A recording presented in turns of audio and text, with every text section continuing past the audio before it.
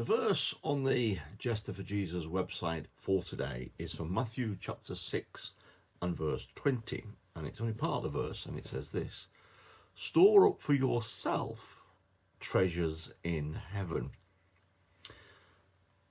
I was recently on holiday, and I couldn't help but notice when I was walking along the quayside by the sea, there was a marina, and there were some huge ships, yachts and things in there, people with lots and lots of money, and they probably worked really hard for that, which is great.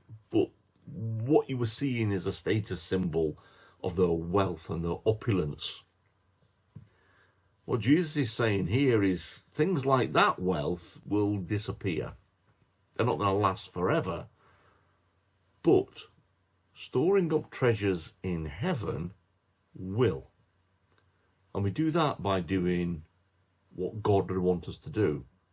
Being kind to people, showing love, compassion to people, helping the needy, helping the poor, putting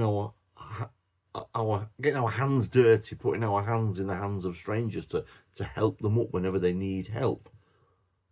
Following what God wants us to do. Telling people about God, telling people about Jesus, telling people about His Word, the Bible. You may well hear some of that today in church when you're in your church services and things.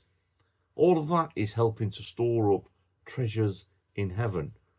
We might not have much here on earth, money-wise or money in the bank, but by storing treasures in heaven, we'll reap the benefits of that later when we are in heaven with Jesus.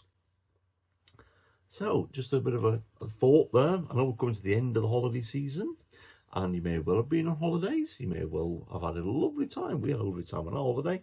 And you may well have seen this kind of stuff. But just bear in mind, as we move into a new school term and a new sort of year, after, as it were, academic year and that, think about ways that we can store up our treasures for ourselves in heaven as opposed to here on earth.